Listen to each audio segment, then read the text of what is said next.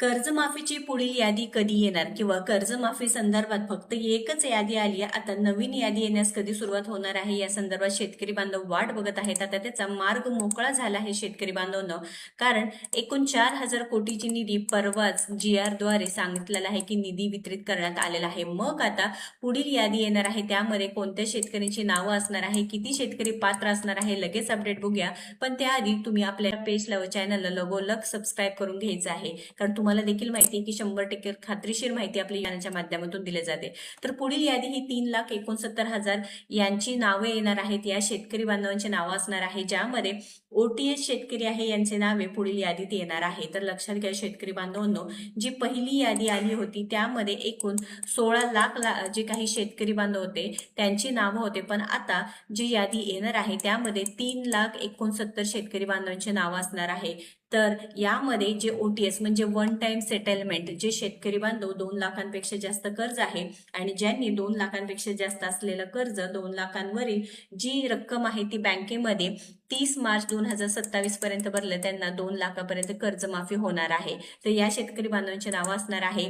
त्यानंतर नियमित कर्जदार यांची यादी कधी? आता जे पहिली यादी होती ती थकबाकीदार शेतकरी बांधवांची नावं होती. आता ही दुसरी यादी येणार आहे, त्यामध्ये OTS असणारी शेतकरी बांधवांची नावं आहे व तिसरी यादी असणार आहे जी नियमित कर्ज भरणारे शेतकरी बांधवांची नावं असणार आहे. आता इथे एक मोठा वाद सुरुवात होतो, ते म्हणजेच की नियमित कर्ज भरणारे शेतकरी बांधव जे पूर्णपणे 2 लाख रुपयांचे प्रोत्साहनपर अनुदान देणे गरजेचे आहे असे देखील शेतकरी बांधवांची मागणी आहे. व पुण्यश्लोक अहिल्यादेवी होळकर शेतकरी कर्जमुक्ती योजनेअंतर्गत जे नियमित कर्जदार आहे शेतकऱ्यांना 2 लाख रुपयांचं प्रोत्साहनपर अनुदान देणे, पीक विम्याचे ट्रिगर पुन्हा लागू करणे आणि सिबिल अटी शिथिल करणे या मुद्द्यावर सध्या महाराष्ट्रात प्रचंड गदारोळ सुरू आहे व त्यावरती तोडगा काढण्यासाठी 30 ऑगस्ट पूर्वी राज्य सरकारने कर्जमाफी उपसमिती आणि मुख्यमंत्री स्तरावर बैठक अंतिम निर्णय होण्याची दाट शक्यता देखील वर्तवली आहे. व एक नवीन अपडेट म्हणजेच की शेतकऱ्यांच्या हक्कासाठी पुन्हा एकदा शेतकरी नेते माननीय रविकांतजी तुपकर यांनी एल्गार पुकारलेला आहे व नियमित कर्जदारांना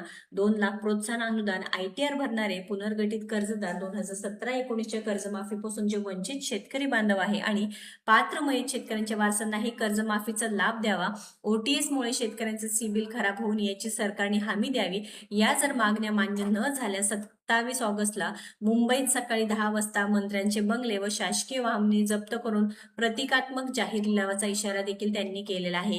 व अनेक हे जे काही मागणी आहे, मुख्य वाद आणि मागणी आहे, ते पूर्ण जर झाले नाही तर किसान सभेचे जे नेते आहेत त्यांच्याकडून देखील इशारा देण्यात आलेला आहे.